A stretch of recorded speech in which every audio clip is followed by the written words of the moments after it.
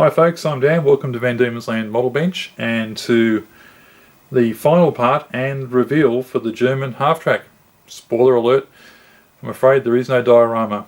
Kind of run out of time to do that.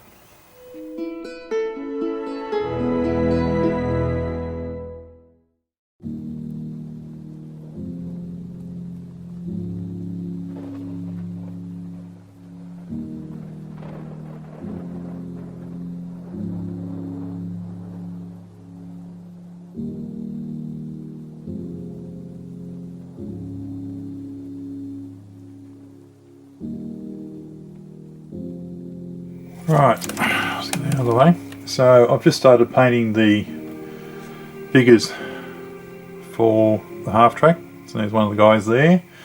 At the moment all I've done is basically just put the white on them and the base colour for their faces. As you would have seen in the video, I was using Mr. Colour's character white for the base colour. So it's a little bit of an off-white, just a very light grey I guess. Very nice. It's a lacquer based paint though, so it's not, I don't know how I'm going to go with creating shadows and that kind of thing. To think about that a little bit. And for the face painting, which I'm terrible at, a while ago I bought a paint set from Vallejo.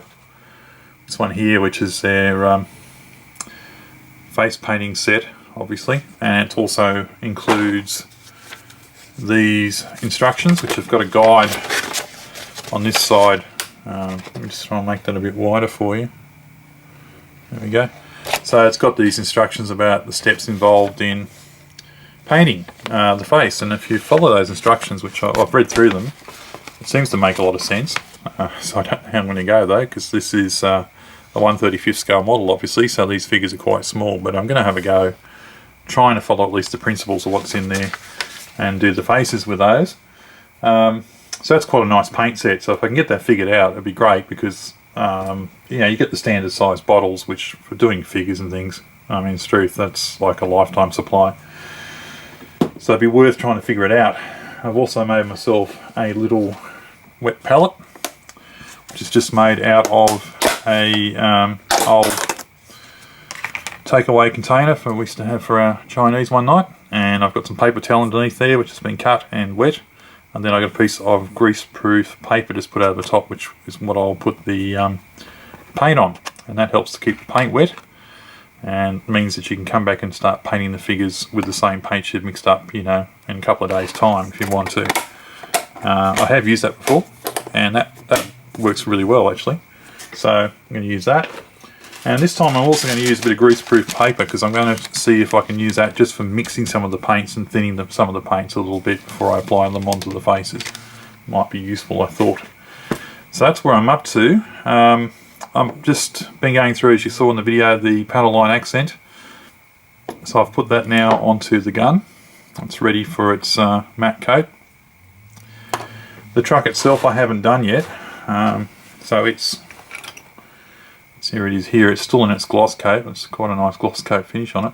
Oh, there's a comparison, by the way, just to give you an idea. That's the gloss coat using the Alclad and the shield there, the armoured shield, and this is the Vallejo polyurethane gloss. So actually, in truth, and there's the gun too. The gun's actually in the Alclad gloss as well.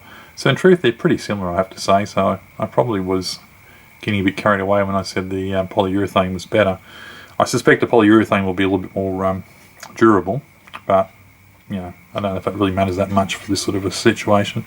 So on this I've got to put the panel line accents on, and I've also got to put some decals on it as well and clear coat those, so a little bit of work to do. But I thought tonight I'll have a start on doing the faces for the figures. Now I'm not going to show you those on the video, because these are obviously very tiny 1/35 scale figures, and as you can see the faces are even tinier. If I can get that up there, you can see what I'm talking about. There's no way I'm going to be able to do that just with my eyesight at my age, so I'm going to have to use my little magnifying setup here, which has got a little magnifying lens there, so I can see what I'm doing. That's going to not come out very well on video, so I'll go ahead and have a go at doing the faces and show you what kind of a disaster I came up with at the end of it in a little bit.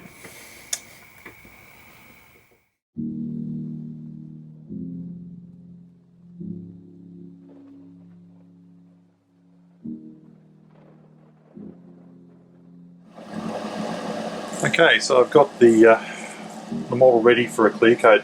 I was going to put some leather.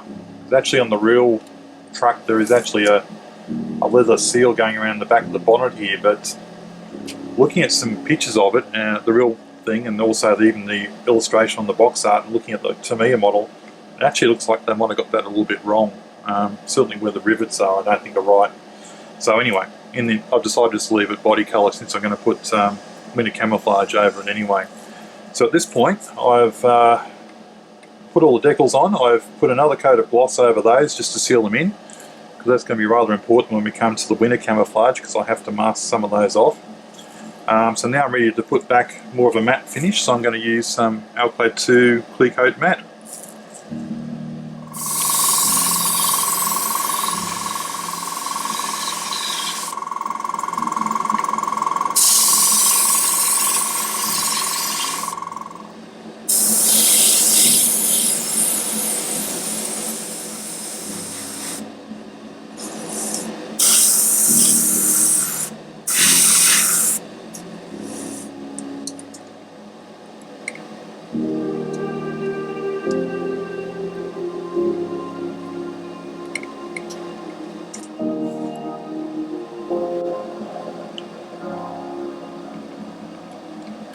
Okay, so I've let the hair spray, or the chipping fluid, dry. It's actually come up really patchy. I don't know if you can see that on the video, but it's come up really patchy on the bonnet. I don't know if that's a problem or not,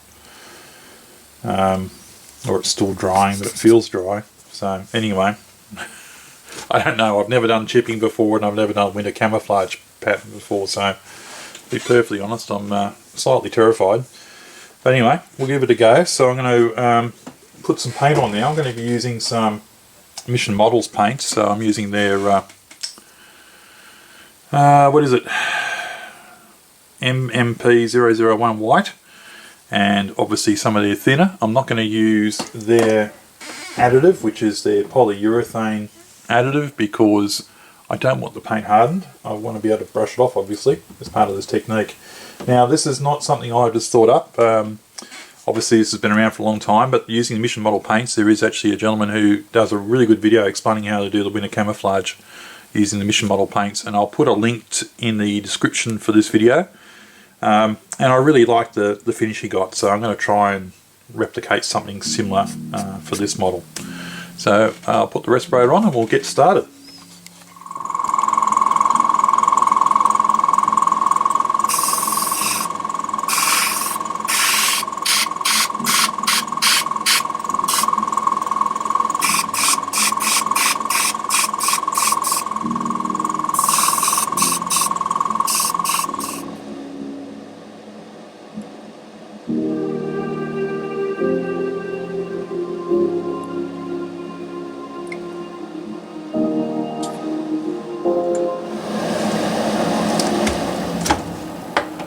Okay, so there we go. That's straight off the gun, and not too bad. That Mission Model paints is really controllable, so that certainly helped with my confidence putting the paint on. It's a little bit thick in some spots, but that's intentional because I want to try out this chipping fluid technique. So I'll let that dry for a little bit, and then we'll come back and put some water on it and see what happens. Okay, so here's what she looks like after I did a little bit of remedial work. So I sort of went with the way the chipping fluid was working, so I took off the paint where it wanted to, in some cases a bit more than perhaps I wanted, and then I went back over it with my 0.3 white airbrush and the Mission Models white, and then just sort of patched it in a bit. And doing it that way, I think I got a pretty good result on the bonnet there and on the guards.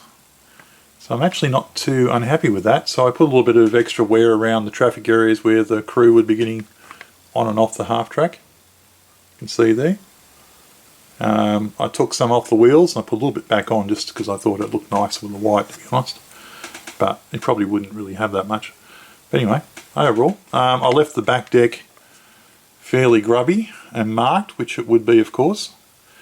Didn't do much with the gun. Left that pretty much as it was straight off the airbrush there. Did a little bit on the back, but not too much. But overall, I don't think that looks too bad. I think by the time we add all the other details that are going to need to go on the model, that should look fine.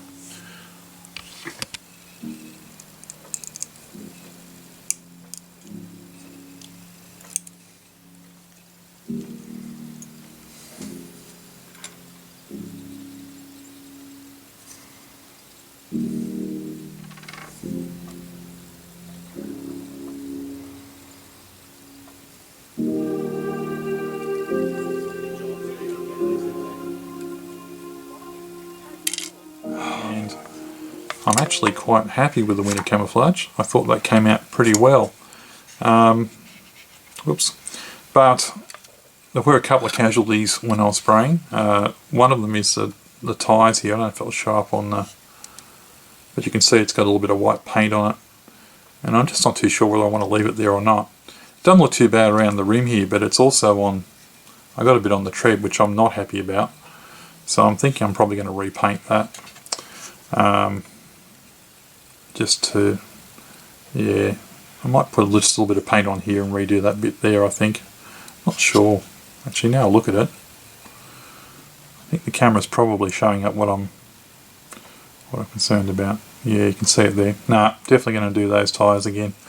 Tread was okay. Got a little bit on the treads, but not too much, so I'm not too worried about those.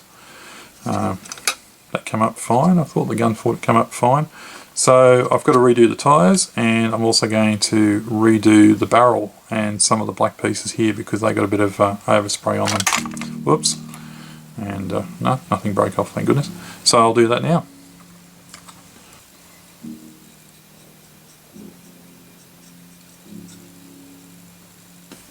Just going to put some of this MIG Productions cold grey wash over some of the detail areas just to highlight a bit of it.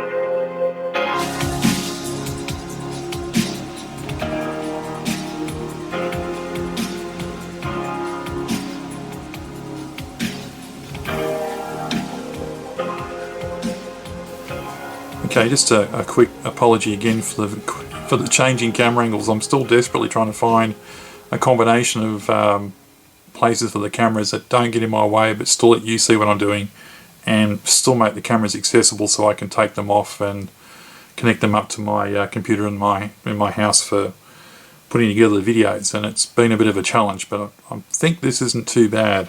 This is fairly close to the position I had originally. Anyway, give you an update on what I'm up to. So these are the ammo boxes that come with the kit, and as you can see I primed them with Vallejo light grey, and then I've gone over them with these sort of rust colour browns, because what I found when I looked online for some pictures of the real ammo boxes is they do get battered and bruised pretty badly, as you'd expect. Obviously the ones I was looking at were pictures of examples that have survived through the decades, so they've got a lot more rust on them now than they probably did when they're in service. But one interesting thing I did notice was that they did have quite a few different colours on them, and quite a few, in some cases, quite a few layers of paint. So obviously one of the things that was fairly routine was these were repainted from time to try and stop them rusting so they could keep them in service. So as a base colour, I've decided to go with the chipping type effect, using another type of product for the chipping, but I needed an initial base colour. So what I've done is I've used the corroded rust and the burned rust acrylic paints out of this life colour rust and reproducing, I think that's very bad English anyway, it's their pigment and colour set anyway, which is for their rust. And so I've painted those, and then to blend them in a little bit, I've just gave them a coat of clear coat semi-matte. So I'll let them dry for about 24 hours, and then we'll be ready to start looking at how we're going to put the chipping and the final colours on. I'll Okay, so the ammo boxes have dried, and there's the base colour. And what I'm going to do now is, having looked a bit online to see what sort of colours these were in, and they did vary a bit, but a common shade seemed to be the early Dunkelgelb yellow that was used on the German tanks. So this is the early war colour, so it's a bit dark, a little bit more green, so I'm going to use that. Now, rather than using the chipping effect, which I used on the actual half track itself, I'm going to try another product that I've had sitting on the shelf for a while now. I want an excuse to try it.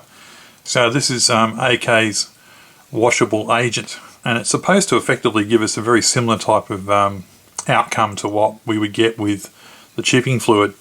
The difference with this one is we actually mix this in with the paint that we actually want to be able to wear away later. So it's about a 10% ratio. It comes this really cool little bottle, and you get quite a bit of it too. It's how much is in this? Must be a fair whack. It's not going to tell us easily. No, I can't see it on there, but here somewhere. Anyway, it's quite a bit, as you can see. Basically a lifetime supply. And I haven't tried it before, but I thought it's a really interesting technique. I wasn't game to try it on the half track itself till I'd had a chance to play with it, but these ammo boxes present a perfect opportunity. So we'll mix this in with the yellow. I'm also going to put a little bit of green camouflage on one set of these boxes, so I'll be mixing some of this into the green as well. Alright, let's give it a go.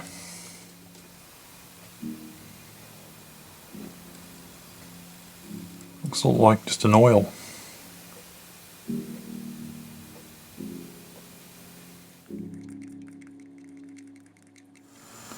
So it's been several days since I actually put this paint on. I had intended to come back the next day and work on putting some water on here to get the scratch effects, but unfortunately, you know, life and work got in the way and I wasn't able to get back to them. So I sort of came in this morning thinking that I'm probably not going to get very far, but actually it is still working, and it is very subtle, as you can see, but that is exactly what I wanted.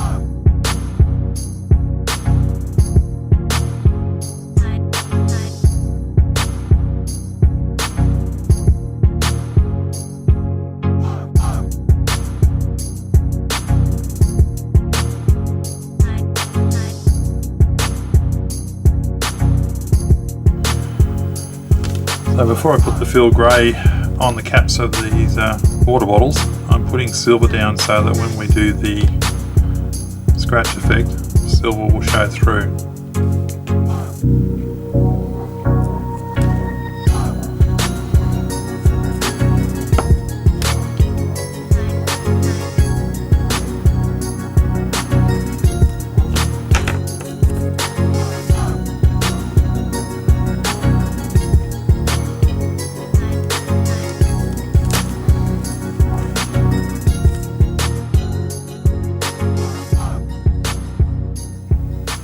Okay, so let's talk a little bit about the kit before we go to a reveal.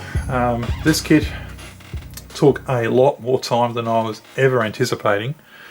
I did obviously realise I was going to have a little bit of extra work with the photo etch, but it really was quite a lot of hours went into this kit.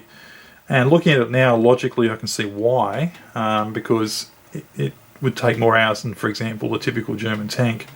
And that is, you know, with a tank you can button it down so you can close all the hatches and you don't have to worry about any of the interior. With a half track you don't have that luxury, so you are going to see inside the cabin, you are going to see the back of the truck, and you are going to see all the bits and pieces on the flatbed there. So you have to put a little bit more extra effort into it. Now the kit comes very well equipped for a 1970s kit, so you do get the truck and you do get a crew, you do get these accessories you can see here, the ammo boxes and so forth. So it actually is fairly well set up that respect. But of course you've got to make all that sort of stuff, and I'm not a terribly experienced AFV modeller. Most of my background in modelling has been with aircraft. So for example, the figures were a real problem for me. I really struggled to paint those, and I know I'll probably get better at it, but from what is essentially pretty much a first go, because I haven't painted a figure since, I don't know, I was about 9 years old. I used to paint my toy soldiers up. So that was a bit of an effort, and I took about 2 or 3 attempts to get them to at least this point. The model also, with the large open areas, meant that, you know, there was lots of potential there for weathering as well, but that also slowed me down as I thought about how I wanted to apply it and did a little bit of research and things like that. The kit itself went together extremely well. It's just amazing how good Tamiya kits were in the 70s. They were so far ahead of anyone else. It wasn't funny. And the fact that I can build this, you know, several decades later and still be impressed with things like that shows just how on top of their game they were back in the 70s. There are some indications on this kit at some point that it was motorised, or at least the chassis was, and there's also a great big Phillips head screw. I don't know if you can see that. I'll put a photo up underneath, which I'm sure is not prototypical. But overall, the level of detail is more than reasonable. As those of you who followed along with the build would know, I did use some photo etch, so I used some photo etch from Edard to detail the half track overall, and that was been useful. But I would have to say, looking back, that if you didn't want to go to that expense, you could still get a very nice model without it. Perhaps not quite as detailed, but still very nice. The one item that I'm very glad that I got for it though were the barrels. The original plastic molded barrels are just simply not good enough. These anti-aircraft barrels are such a prominent part of the model. Your eyes are immediately drawn to them. So having a higher detailed, finer pieces there really does pay off. So even if you're not the sort of person that typically buys aftermarket bits and pieces for your kits, if you do decide to get this model, I highly recommend that you get those metal barrels, because it really does set the model off. Pretty much everything else on the kit though, like the figures and the accessories and whatever, as I said, are all straight out of the box from Tamiya, so not too bad. The figures themselves, I'm not a figure painter. As I said, I struggled quite a bit painting these. I do read all the time online and in magazines from modelers who complain about, you know, figures having soft detail and being a bit tricky to paint for all that reasons and not looking the greatest, and I didn't really understand what any of that meant.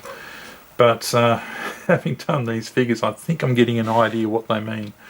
These weren't the easiest figures to paint. I thought they'd be pretty straightforward, but when it came to try and weather them and put some detail on them, actually proved to be a little bit tricky, because the detail was a bit soft, so it was a bit trickier, particularly for me, as I said, completely inexperienced with these things. As for how they look, I'm okay with them. Some things worked out really well on them, and some things are okay. I did look at some photographs of winter camouflage like this in World War II, and most of the guys that had this sort of stuff were pretty dirty. Obviously it's white, and they're in combat situations and climbing up and down equipment and what have you. So I did try to represent that on their overcoats there. I also tried a couple of different techniques for the helmets. So for 2 of the helmets, I decided they were actually issued in white. So I just basically put a few scratches and things on them. And for the NCO over here, I actually did his helmet differently. I decided his was actually a summer helmet, so it was in the standard sort of Panzer Grey or field green or whatever it might have been. I did it in Panzer Grey, I think. And then I just whitewashed his helmet to sort of, you know, suggest that he's done that himself rather than, or had someone do it for him rather than had a new helmet issued. The detail in the kit, as I said, overall is pretty good. There are a few little things that were a bit frustrating with the photo etch. Again, I'm not terribly experienced with photo etch, but the Edard instructions were a little bit vague in places about where things went, so I found myself having to go off and try and find other sources or take my best guess, but overall that was pretty good. I didn't use all the photo etch that came with the Edard set, because I'm not a big believer in just, you know, whacking photo etch on for the sake of having it. I look for whether it actually adds any real value in my eyes to the overall look of a model. So I used it where I thought it was appropriate. The only place I used it where I wouldn't if I had my tool all over again is down on these markers for the truck. These are actually photo etch, and I kind of like the way that they can bend out, which looks a bit more natural. But they originally were just had little loops at the top, and they're just thin pieces. Obviously, they're not round. And the original ones were round. They were rods, basically. And so to put the little circles on top, I used some white glue and then just painted it to try and make it look a little bit better. Came out okay in the end, but yeah, I probably would just use the kit parts if I was doing it again. Anything else? Oh, the other thing I learnt, again, not being someone who's had a lot of experience with doing figures, if you look closely at the figures, you'll see that they actually don't quite have their hands on the controls. And that was a mistake on my part. I actually originally did do a dry fit, and then I sort of, just glued them together and lined them up on the gun before the glue dried on the figures. That was all good. What I did, which was rather foolish looking back, was I then glued these barrels, so they don't move up and down anymore. And I did that early on, before I put the figures back on. And when this was drying, it must have slipped down a little bit. So as a consequence, these figures don't quite line up with the actual gun. And I had a devil of a time trying to get those figures to even go on there, let alone look like they were in the right position. So lesson learnt there, I won't do that again. I did have a lot of fun with the weathering on this model, so most of it is done with acrylic paints and transparenter from MIG. I did use oil paints for the canvas on the roof. I used some Vallejo colours here and there as well. So there's a bit of a mix of different brands of paint that have been used in this particular project. That's fairly atypical of me. I don't normally stick to one particular brand. Well, one new product I did try on it though for weathering, which was kind of interesting, was this one, which is the Tamiya weathering stick, and this is snow. So little bits of white that you might see around the model when you see the final reveal actually were done with this. I did make a start on a diorama base for it as well, but haven't got too far. So it's been a while since you've seen this model, and I thought, well, what the heck, we'll just show it to you now, and if I get a chance to do a diorama later, I'll show you. Work's getting a little bit crazy at the moment, and a few other things going on, so I haven't had as much time to do models as I'd like, so I thought I'd just at least get this one up on YouTube. Now it's finished, so you can at least see it. Alright, so that's pretty much all I've got to say. The kit is good. You can get this one. I don't know if I'd pay full price for it. You can still get it, I believe, in a lot of hobby shops, but this kit's been around for so long that you probably can pick one up secondhand from eBay or Gumtree, Craigslist, whatever your local trading portal is online. And so that's what I'll swap meets. That's where I'd probably look to get this kit, because I think if you can get it secondhand at a bit cheaper price, then it really is a great bargain there, particularly when you consider you get all those bits and pieces, including the figures.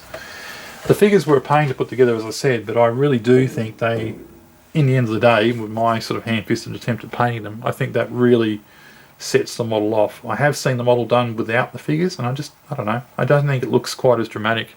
So if you are thinking about getting this kit, it's worthwhile persevering, I think, with those figures, because it really adds a lot more to the finished sort of model. Alright, so that's all I've got to do. Enough babbling on, so how about we have a look at the final reveal.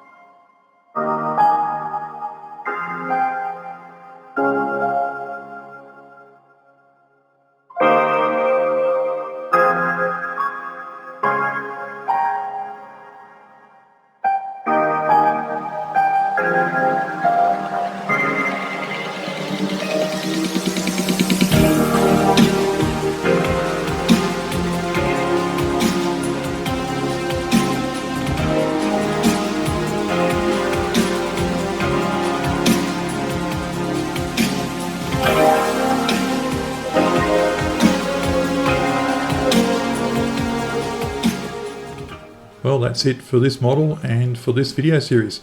Thanks so much for following along, and I hope you've enjoyed it. Please like and subscribe, and if you've got any suggestions about what you might like to see for the next build, why not leave it in the comments. Thanks again, we'll catch you on the next video.